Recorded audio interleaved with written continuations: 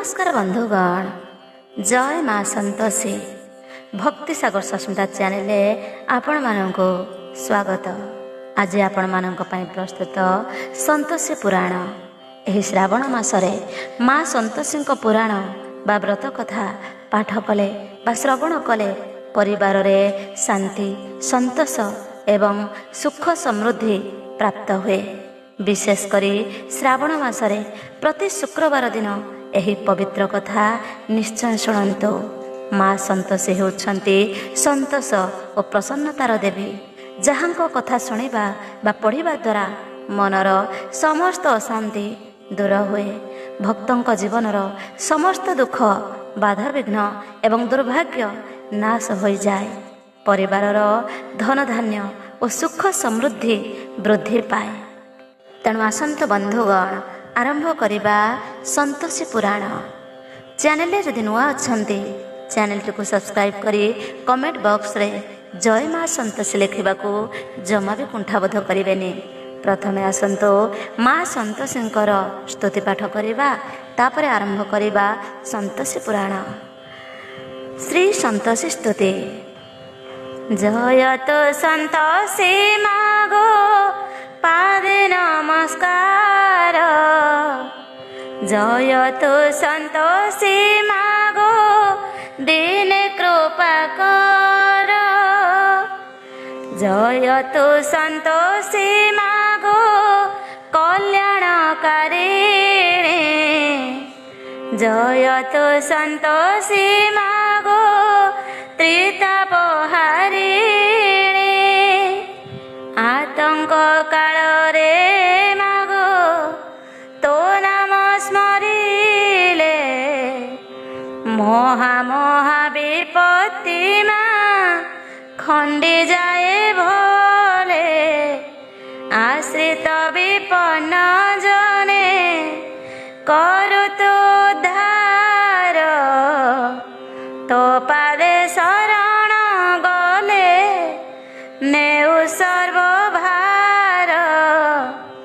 सजन निकटे मातु कृपार सागर, दुर्जन नेत्रे अटु महाभयंकर।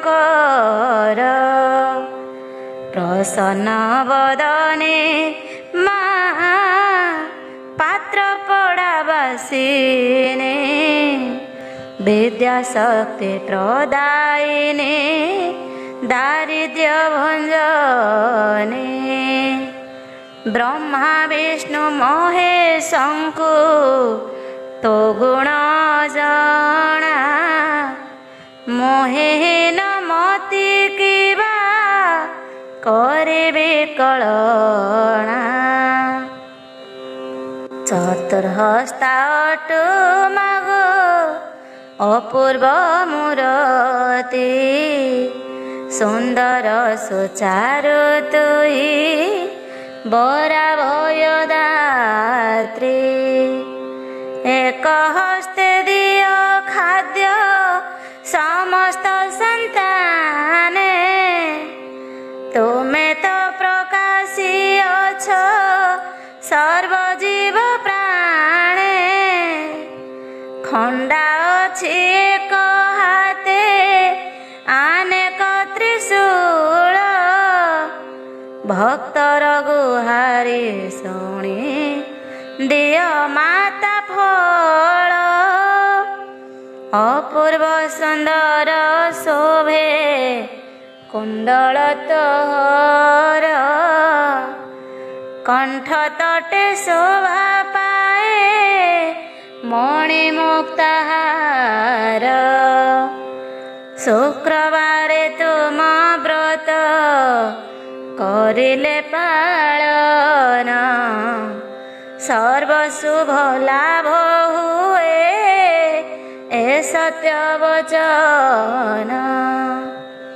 जहा किछि मन वांछा करिले कामना, संतोषी दयारुता पुरई बासना। अर्थ भाव जाहर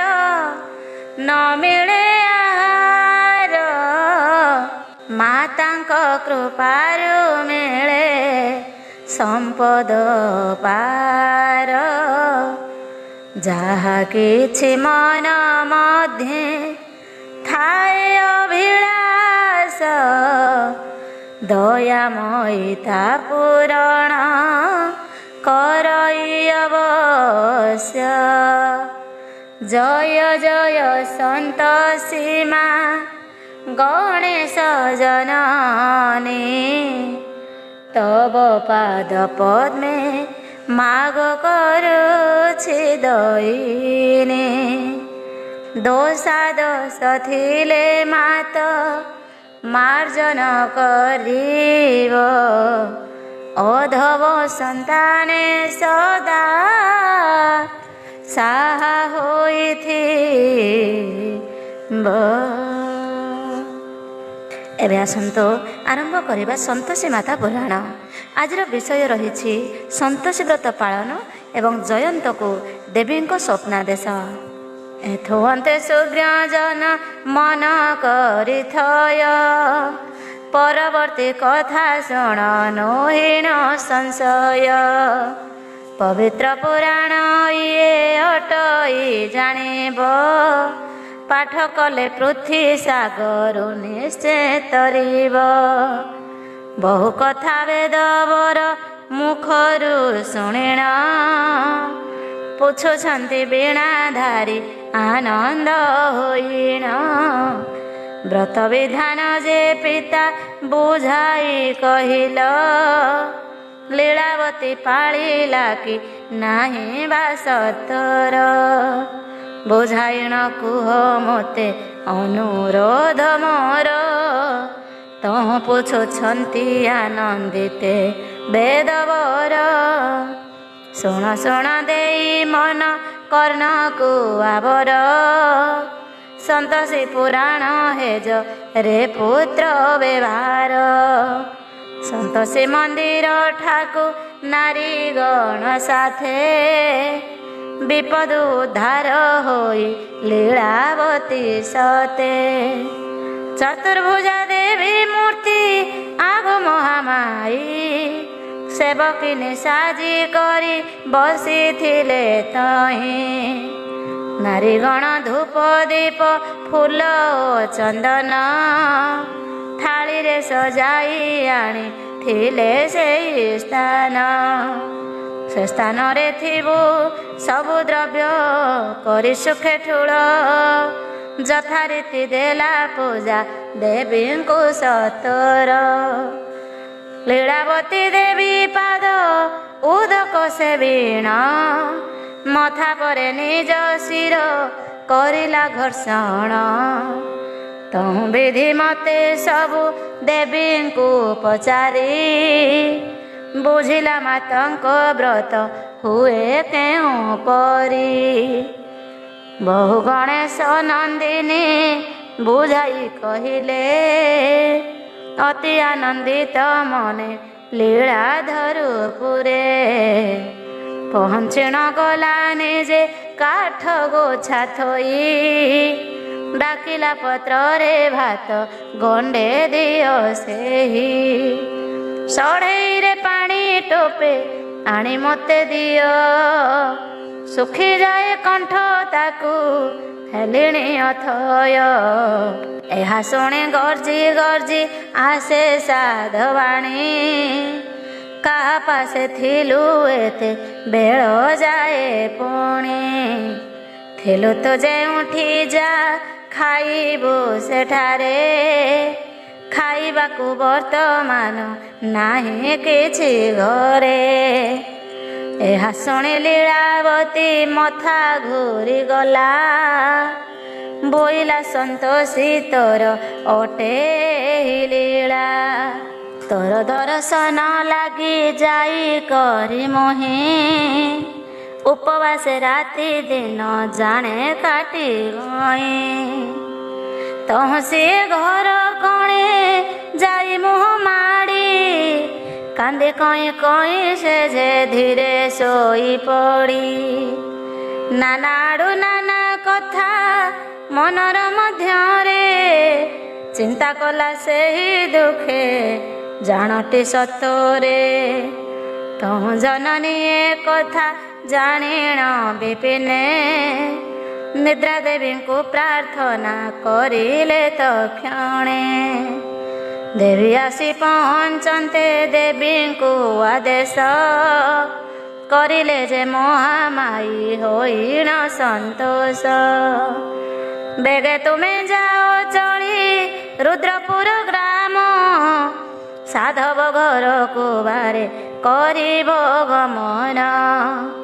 କାନ୍ଦି ଚାହିଁ ଶୋଇଥିବ ବଧୂ ଲୀଳାବତୀ ତାର ବେନି ନୟନରେ ବସିବ ଝଟତି। ସକାଳ ପର୍ଯ୍ୟନ୍ତ ତାର ନୟନେ ରହିବ ପ୍ରଭାତ ହେବା ମାତ୍ରକେ ତେଜିଣ ଆସିବ। ଏହା ଶୁଣି ନିଦ୍ରା ଦେବୀ ଗଲେ ଖର ତରେ ମହାନନ୍ଦେ ଲୀଳାବତୀ ଶୋଇଲା ସୁଖରେ। ବିପିନ ମଧ୍ୟରେ ସେହି ଗଣେଶ ନନ୍ଦିନୀ ସାଥୀ ଗଣଙ୍କୁ ଡାକିଣ ବୋଇଲେ ଯେ ବାଣୀ। ତୁମ୍ଭ ଦ୍ୱାରା କାମ ମୋର ହୋଇଅଛି ଶେଷ ଫେରି ଯାଅ ଆନନ୍ଦରେ ସେହି କୈଳାସ। ପିତାଙ୍କୁ ମୋହର ତୁମ୍ଭେ ଦେବ ସୁଖ ବର ମର୍ତ୍ତ୍ୟ ଲୋକେ ସନ୍ତୋଷୀ ଯେ ରହେ ଆନନ୍ଦର।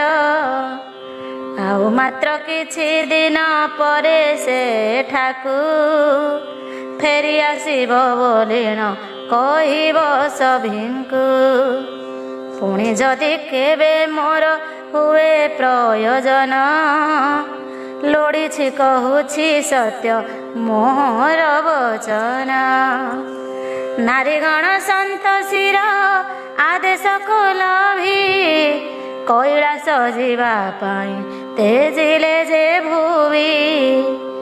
ଆନନ୍ଦ ମନେ ସଭିଙ୍କୁ ଗଣେଶ ନନ୍ଦିନୀ ପଠିଆଇଲେ କୈଳାସ ଗଲେ ଜାଣ ପୁଣି।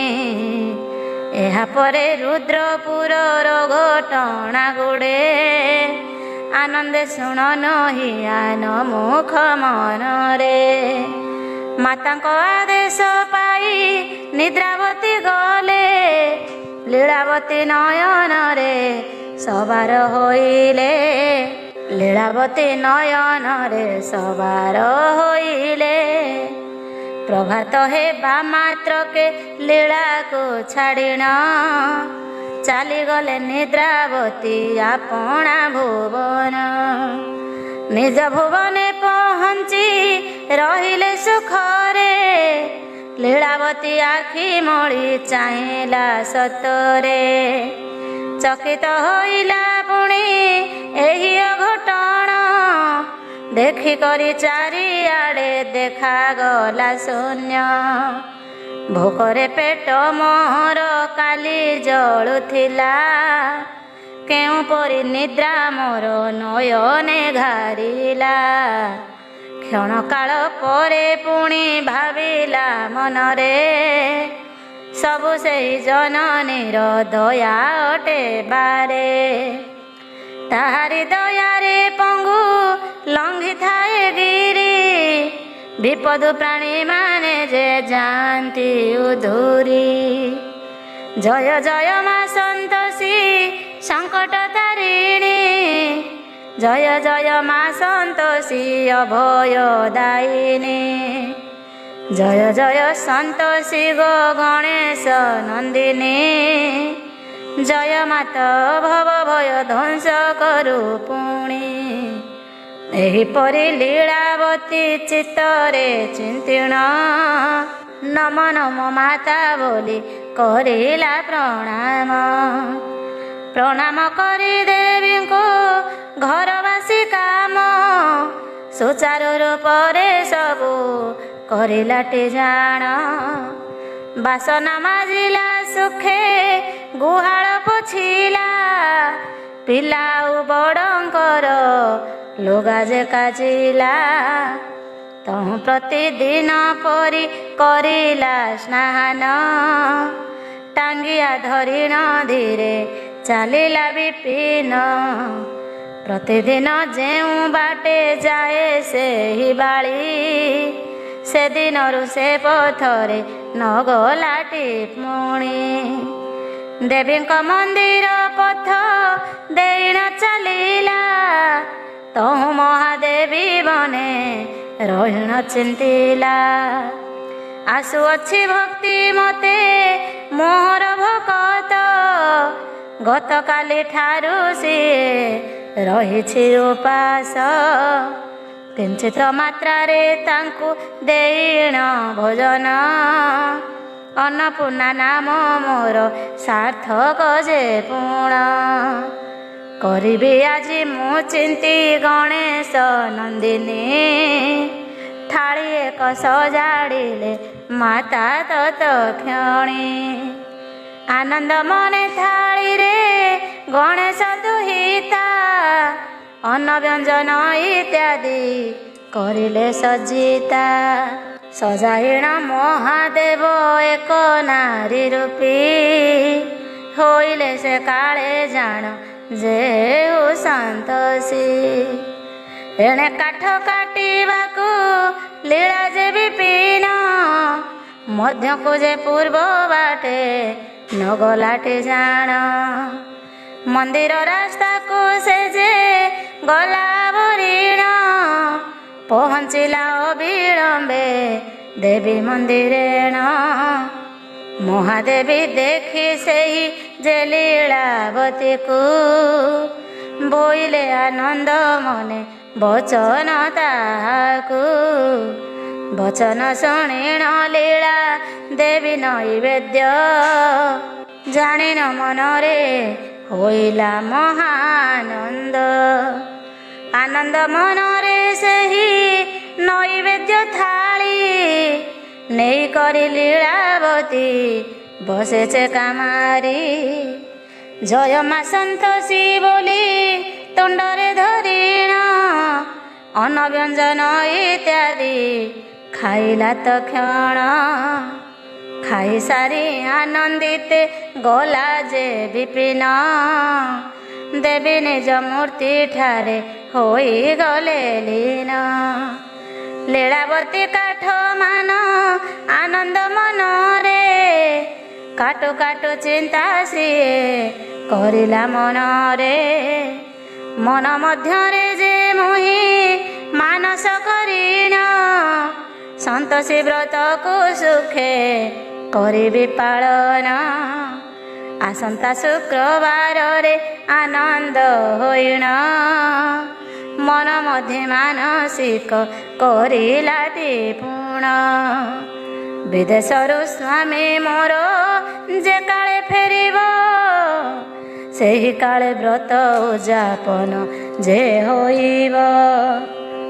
ପୁଣି ମୋର ପୁତ୍ରିକ ଦୋଷ ଯେଉଁ ଜନ, ସନ୍ତୋଷୀ ତାହାକୁ କରିବେ ଆଦରେ ପୂରଣ। ସ୍ୱାମୀ ଆଗମନ ଆଉ ଗୋଟିଏ କୁମର, ମାନସିକ କରି ବ୍ରତ କରିବି ଆବର। ଏହିପରି ମନ ମଧ୍ୟେ ଚିନ୍ତା କଲା ଲୀଳା, କିଛି କ୍ଷଣ ପରେ ଚାର ମନରେ ପଡ଼ିଲା। ପଇସା ଗୋଟିଏ ମୋର ପାଖରେ ଯେ ନାହିଁ, 25 ପଇସା ପୁଣି କାହୁଁ ପାଇବଇଁ। ପ୍ରତି ଶୁକ୍ରବାରେ ସିନା 25 ପଇସା, ପ୍ରଥମ ଦିନରେ ଲୋଡ଼ା 200 ପଇସା। ଯେଉଁଦିନ ବ୍ରତ ମୁହିଁ କରିବି ପ୍ରଥମ, ଦରକାର ସବୁ କିଛି ଲୋଡ଼ା ସେହିଦିନ। ନାରିକେଳ ଫୁଲ ଆଉ ସିନ୍ଦୁର ଆବର, ଗୁଡ଼ ସୋଲାଦି ପୁଣି ହୋଇବ ବ୍ୟବହାର। ଘରେ ମୋର କାହିଁ ଥିଲେ ନାହିଁ ଯେ ଅଭାବ, ଶାଶୁ ମୋର କେବେ ଦାନ ତାହା ନ କରିବ। ଆଜି ଅଟେ ଶନିବାର ମାତ୍ର 6 ଦିନ, ବାକି ଅଛି ଶୁକ୍ରବାର ଅଛି ମୋର ମନ।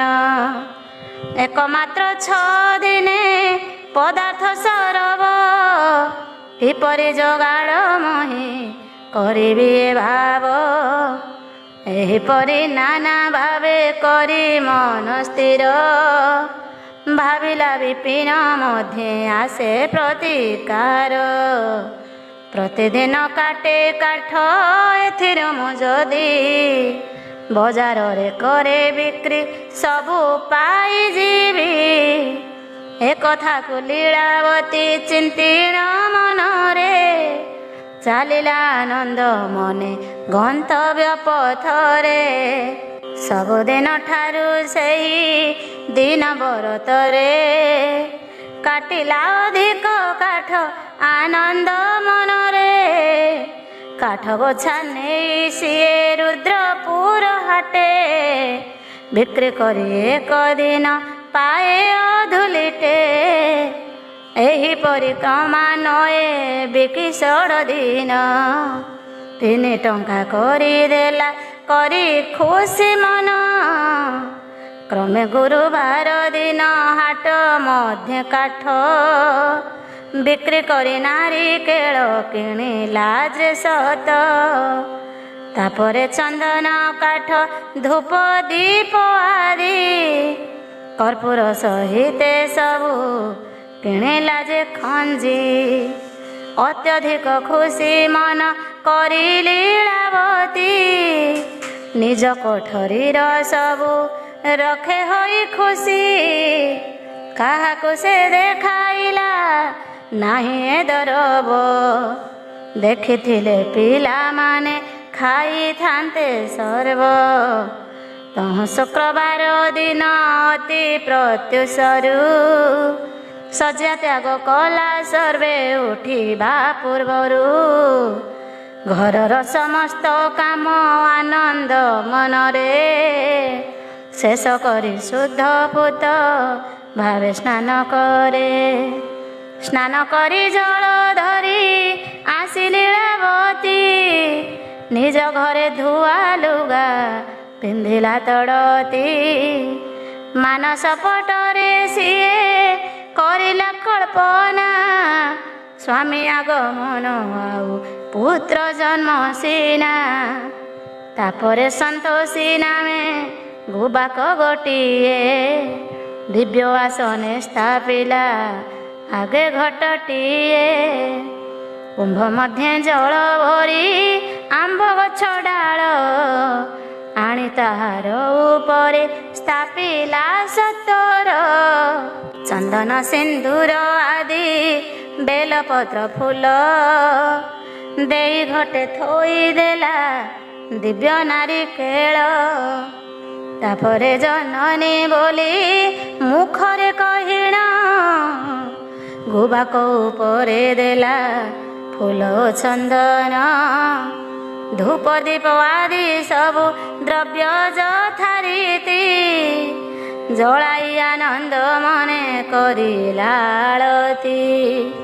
ସର୍ବଶେଷେ ସୋଲା ଗୁଡ଼ ଇତ୍ୟାଦି ଆଣିଣ, ଗୁବାକ ଅଗ୍ରରେ ଥୋଇ କଲା ଚଳୁ ଜାଣ। ନୈବେଦ୍ୟ ଶେଷେ ଦେଲା ଗୋଟିଏ ତାମ୍ବୁଳ, ପରେ ପରେ ଚଳାଇଲା ସୁଗନ୍ଧ କର୍ପୂର। ତାପରେ ହସ୍ତ ଅଞ୍ଜଳି କରିଣ ଯେ ଲୀଳା, ସନ୍ତୋଷୀ ମାତାଙ୍କୁ ତାର ଦୁଃଖ ଜଣାଇଲା। ବୋଇଲା ଜୟ ସନ୍ତୋଷୀ ଗଣେଶ ନନ୍ଦିନୀ, ଅନ୍ନପୂର୍ଣ୍ଣା ଅଟୁ ମାଗୋ ବିପଦ ଭଞ୍ଜନୀ। ଜାଣେ ନାହିଁ ପୂଜାର୍ଚ୍ଚନା କରିଣ ତୋହର, ଆଖି ଲୁହ ଅଞ୍ଜଳିରେ ଢାଳେ ନମସ୍କାର। ଶିଖି ନାହିଁ ମନ୍ତ୍ର ଯନ୍ତ୍ର କଦାପି କିଞ୍ଚିତ, ସମ୍ବଳ ନାହିଁ ମୋହର କହୁଅଛି ସତ। ନାହିଁ ଧୂପ ଦୀପ ଆଉ ଅଗୁରୁ ଚନ୍ଦନ, ନ ରହିଛି ପାଶେ ମୋର କିଛି ପୁଣି ଜାଣ। ଅନ୍ନପୂର୍ଣ୍ଣା ଅଟୁ ତୁହି କେଉଁ ଭୋଗ ତୋତେ, ଦେବି ମୁଁ ଦୁଃଖିନୀ କହୁ ଅଛି ତୋ ଗ୍ରତେ। ନ ଦେଇ ପାରିଣ କିଛି ଢାଳେ ନମସ୍କାର, ପୁରାଅ ମାତା ସନ୍ତୋଷୀ କାମନା ମୋର। ସର୍ବକୁଶଳରେ ପର ଦେଶୀ ସ୍ୱାମୀ ମୋର, ଆସନ୍ତୁ ପାଶକୁ ଏହି କାମନା ମୋର। କୋଳେ ଦିଅ ଏକ ଗୋଟି ଜନନୀ ସନ୍ତାନ, ଏତିକି ମାଗୁଣି ମୋର କର ଗୋ ପୂରଣ। ଜଗତରେ ରହୁ ଯଶ ତୋହର ଜନନୀ, କର ନାହିଁ ଆଉ ମୋରେ ପୁରୀ ଅଭାଗିନୀ। ଏହିପରି ଭାବେ ମାତା ପାଶେ ଲୀଳାବତୀ, ଭକ୍ତି ସହକାରେ ନୀତି ଢାଳୋଇ ପ୍ରଣତି। ଆଉ ନିତିଦିନ କାଠ ବିକ୍ରୟ ନ କରେ, ବିକ୍ରି କରେ ମାତ୍ର ସେହି ଏକ ଗୁରୁବାରେ। ପ୍ରତି ଗୁରୁବାରେ କାଠ ବିକ୍ରୟ କରିଣ, ଆନନ୍ଦ ମନେ କିଣଇ ସୋଲା ଗୁଡ଼ ଜାଣ। ଏହିପରି ବ୍ରତ ନୀତି ଶୁକ୍ରବାରରେ, ପରିବାର ଶାଶୁ ଯା ସମସ୍ତେ ଦେଖିଲେ। ପରିହାସ କରି ସର୍ବଜନ ହସୁଥାନ୍ତି, ଅଲକ୍ଷଣୀ କି ସନ୍ତୋଷୀ ବ୍ରତ ପାଳୁଅଛି। ତଥାପି ଯେ ଲୀଳାବତୀ କାହାରି କଥାରେ, ତିଳେ ହେଲେ ମନରେ ତ ଭ୍ରୁକ୍ଷେପ ନ କରେ। ସବୁରିଟା ହିଟା ପରା ତୁଠର ପଥର, ପରି ସହିଯାଏ ଶୁଣି ଅତି ଆନନ୍ଦର। ପ୍ରତି ଶୁକ୍ରବାର ସିଏ ଗୃହରେ ସନ୍ତୋଷୀ, ପୂଜା କରି ମନ୍ଦିରକୁ ଯାଏ ହୋଇ ଖୁସି। ଏହିପରି ଭାବେ ବିତି ଗଲା ଏକ ମାସ, ପ୍ରତି ଶୁକ୍ରବାରେ ସୁଖରେ ପାଳଇ ବ୍ରତ। ମାସକ ମଧ୍ୟରେ 4 ଗୋଟି ଶୁକ୍ରବାର, ବିତିଗଲା ଯେଣୁ ଚିନ୍ତା ସନ୍ତୋଷୀ ସତର। କରିଲେ ମନରେ ବାଳି କରେ ଘରେ ଦୁଃଖ, ତାହା ପାଇଁ ମୁହିଁ ଆଜି କରିବିଟି ସତ୍ୟ। ପରିଶ୍ରମ କରି ତାର ସ୍ୱାମୀ ପାଶେ ଯିବି, ସପନେ ସବୁ ବୃତ୍ତାନ୍ତ ତାହାକୁ କହିବି। ସ୍ତ୍ରୀର ତାର ଏହି ଦୁଃଖ ଜାଣିବ ଜୟନ୍ତ, ତାପରେ ନିଶ୍ଚୟ କିଛି କରିବଟି ସତ। ଏହିପରି ବିଚାରିଣ ଜନନୀ ସନ୍ତୋଷୀ, ରୁଦ୍ରପୁରକୁ ତକ୍ଷଣ ଗଲେ ହୋଇ ଖୁସି। ଜୟନ୍ତ ସେଦିନ ତାର କାମ ଶେଷ କରି, ଆନନ୍ଦ ମନେ ଘରକୁ ସବୁଦିନ ପରି। ଯାଇଣ ଚାକର ପାଶେ ପହଞ୍ଚି ତକ୍ଷଣ, ଲୁଗାପଟା ଦେଇଦେଲା କରି ଖୁସି ମନ। ଚାକର ଟୋକାକୁ ସିଏ ନିଜ ସହୋଦର, ପରିସର ବଦା ଦେଖୁ ଥାଏ ଟିଆ ବର। ସବୁରେଟା ହିଟା ପରା ତୁଠର ପଥର, ପରି ସହିଯାଏ ଶୁଣି ଅତି ଆନନ୍ଦର। ପ୍ରତି ଶୁକ୍ରବାର ସିଏ ଗୃହରେ ସନ୍ତୋଷୀ, ପୂଜା କରି ମନ୍ଦିରକୁ ଯାଏ ହୋଇ ଖୁସି। ଏହିପରି ଭାବେ ବିତି ଗଲା ଏକ ମାସ, ପ୍ରତି ଶୁକ୍ରବାରେ ସୁଖରେ ପାଳଇ ବ୍ରତ। ମାସକ ମଧ୍ୟରେ 4 ଗୋଟି ଶୁକ୍ରବାର, ବିତିଗଲା ଯେଣୁ ଚିନ୍ତା ସନ୍ତୋଷୀ ସତର। କରିଲେ ମନରେ ବାଳି କରେ ଅତି ଦୁଃଖ, ତାହା ପାଇଁ ମୁହିଁ ଆଜି କରିବିଟି ସତ। ପରିଶ୍ରମ କରି ତାର ସ୍ୱାମୀ ପାଶେ ଯିବି, ସପନେ ସବୁ ବୃତ୍ତାନ୍ତ ତାକୁ କହିବି। ସ୍ତ୍ରୀର ତା ଏହି ଦୁଃଖ ଜାଣିବ ଜୟନ୍ତ, ତାପରେ ନିଶ୍ଚୟ କିଛି କରିବଟି ସତ।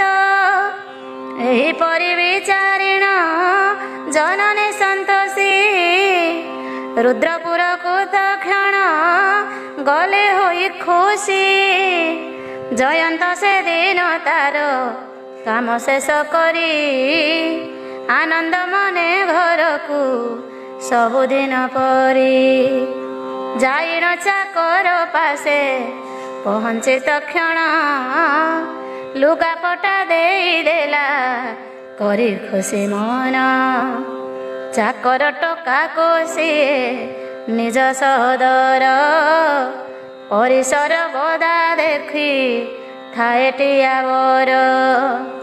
ମାଲିକ ନିମିତ୍ତ ସେହି ଅନ୍ନ ଓ ବ୍ୟଞ୍ଜନ ରାନ୍ଧି କରି ରଖିଥିଲା ହୋଇ ଖୁସି ମନ।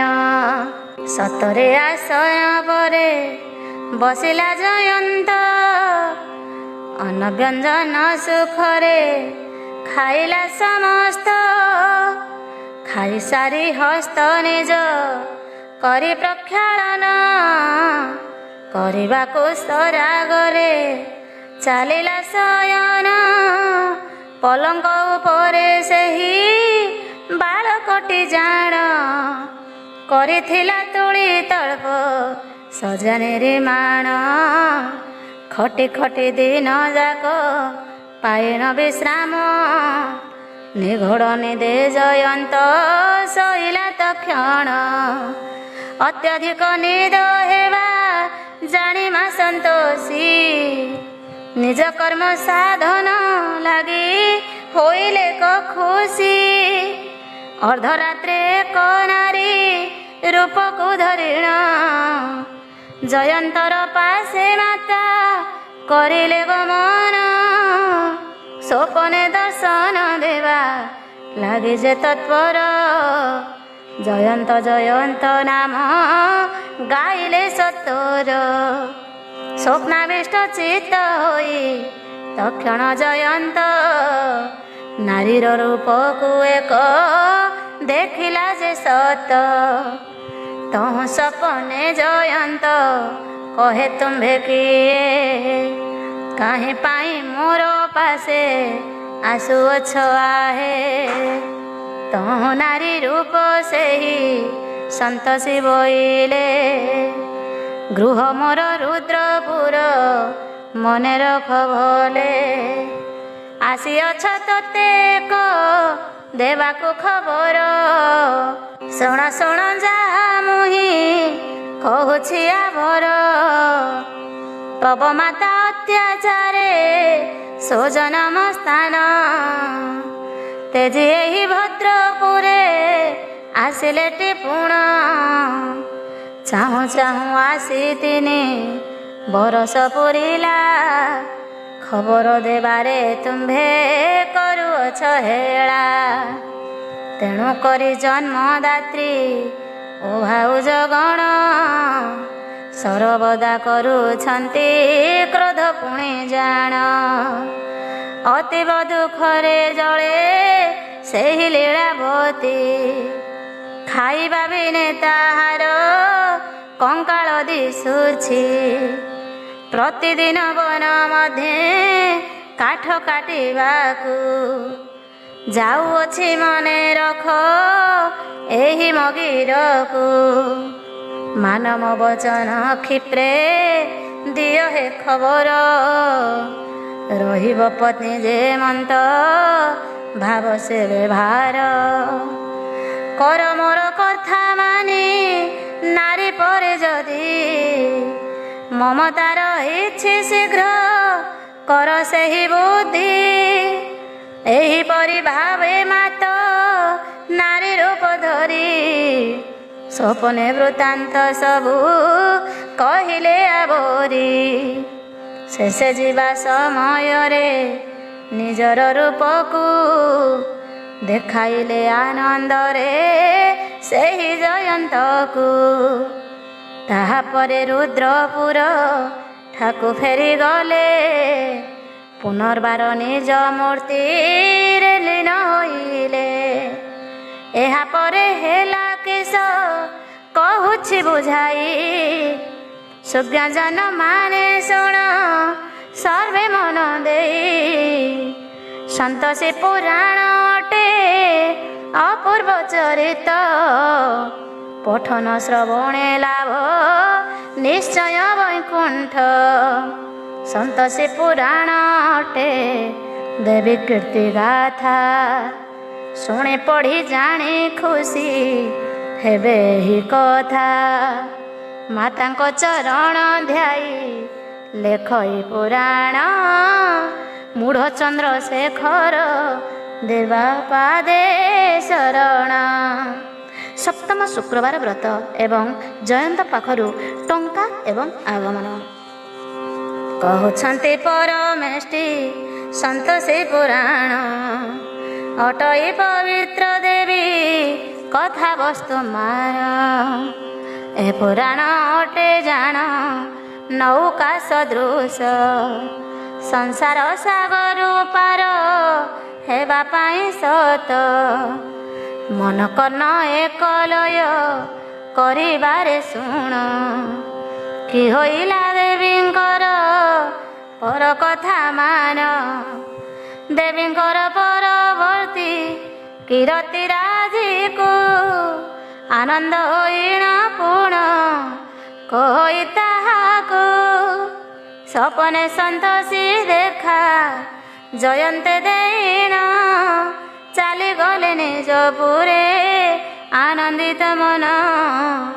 ପୂର୍ବ ପରି ନିଦ୍ରା ଯାଇ ଥିଲାଟି ଜୟନ୍ତ, ପରକୁ ମାନସ ପଟେ ସପନ ବୃତ୍ତାନ୍ତ। ରହିଥିଲା ଗୋଟି ଗୋଟି କରି ସରାଗରେ, ସଜା ତ୍ୟାଗ ଜୟନ୍ତ ଯେ ଗଲା ପ୍ରଭାତରେ। ତ୍ୟାଗ କଲା ସଜ୍ଜା ଦେଖି ତା ପ୍ରିୟ ଚାକର, ପାଣି ଢାଳ ଆଣି ସେଠି ଥୋଇଲା ସତର। ପାଣି ଢାଳକୁ ଚାହିଁଣ ତକ୍ଷଣ ଜୟନ୍ତ, ଚିନ୍ତା କଲା ଗତ ରାତ୍ରି ସପନ ବୃତ୍ତାନ୍ତ। ସତେ କିସ ନ ହୋଇଲା ଯେ ଗତ ରାତ୍ରରେ, କି ସପନ ଦେଖିଲି ମୁଁ ପାହାନ୍ତା ପହରେ। କହନ୍ତି ଅର୍ଦ୍ଧରାତ୍ରରେ ଅବା ପାହାନ୍ତାରେ, ଦେଖିବା ସପନ କଥା ଫଳ ଅଛି ରେ। ତେବେ କିନା ସେଇ ନାରୀ ପାଶେ ମୋର ଆସି, କହିଲା ଯେ ବାରତା ସତେ ଅବା ଅଛି। ସତେ କିବା ମାତା ମୋର ପ୍ରାଣ ଠାରୁ ପ୍ରିୟ, ପତ୍ନୀକୁ ମୋହର କରେ କଷ୍ଟ ଯେ ନିଶ୍ଚୟ।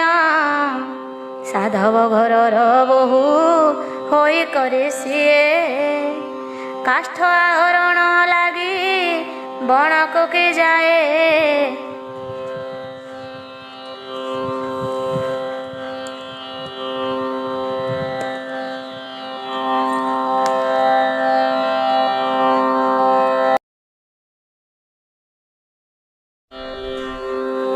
ଏହିପରି ନାନା କଥା ଚିନ୍ତିଣ ମନରେ, ହାତ ମୁହଁ ଧୋଇ ଗଲା ପୋଖରୀର ତୀରେ। ସ୍ନାନ କରିଲା ବିଧି ମତେ ଯେ ଜୟନ୍ତ, ଯେଉଁ ପରି ନୀତିଦିନ କରେ ସ୍ନାନ ସତ। ସ୍ନାନ ସାରି ଆସିବାରୁ ନୀତିଦିନ ପରି, ଜଳଖିଆ ଦେଲାଣି ଖୁସି ହୋଇ କରି। ଥରୁଟିଏ ମାତ୍ର ନିଜ ପାଟିକୁ ସେ ନେଲା, ତହୁଁ କାଶି କାଶି ସବୁ ଭୂଇଁରେ ଥୋଇଲା। ପୁନର୍ବାର ମନ ମଧ୍ୟେ ଜୟନ୍ତ ତକ୍ଷଣ, ଚିନ୍ତା କରେ କି କାରଣେ ଏହି ଅଘଟଣ। ମାନ ଆଜି ଘଟୁଅଛି ସତେ ଲୀଳାବତୀ, ମନରେ ଭାଳିଣ ସଦା ଦିନ କାନ୍ଦୁଅଛି। ଧନର ମୋହରେ ଏଠି ବାନ୍ଧି ହୋଇ ମୁହିଁ, 3 ବର୍ଷ ହେଲା କିଛି ସୁଧା ଜାଣି ନାହିଁ।